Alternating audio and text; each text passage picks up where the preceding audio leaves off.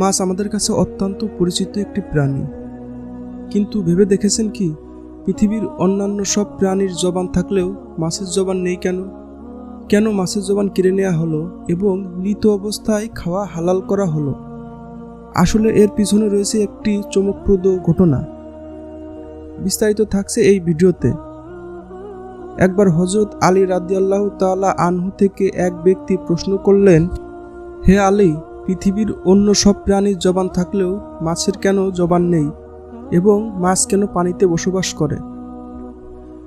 জবাবে হযরত আলী রাদিয়াল্লাহু তাআলা আনহু বলেন, মাছেরও জবান ছিল এবং মাছও কথা বলতে পারত, কিন্তু তারা নিজেদের উপর জুলুম করার কারণে মহান আল্লাহ তাদের জবান কেড়ে নিয়েছেন।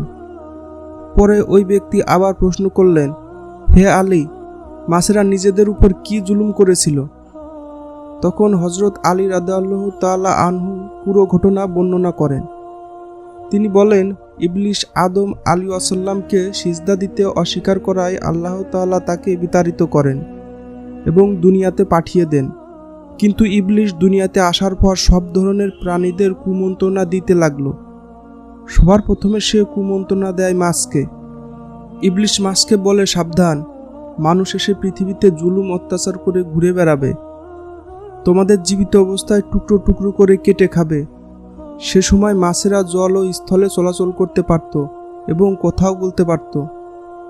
মাছেরা ইবলিসের এই কথা শুনে সমুদ্রের অন্য প্রাণীদের মানুষের বিরুদ্ধে এসব কথা বলতে এবং সবাইকে একত্রিত করতে লাগলো। তখন মহান আল্লাহ তাআলা মাছের কথা বলার ক্ষমতা কেড়ে নেয়, পাশাপাশি স্থলে চলাচলও বন্ধ করে দেন।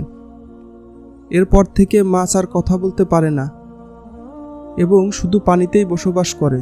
শুধু তাই নয়, মাছের জন্য মহান আল্লাহ তাআলা নতুন একটি বিধান জারি করেন। তা হলো মাছ জবাই করে খাওয়ার প্রয়োজন নেই।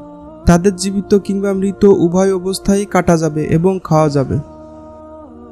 মূলত মাছ ছাড়া অন্য কোনো প্রাণী জবাই করার আগে মৃত অবস্থায় খাওয়ার জায়েজ নেই। এজন্য অন্য সব হালাল প্রাণীকে আল্লাহর নাম নিয়ে জবাই করার বিধান থাকলেও মাছের ক্ষেত্রে তা প্রযোজ্য নয়।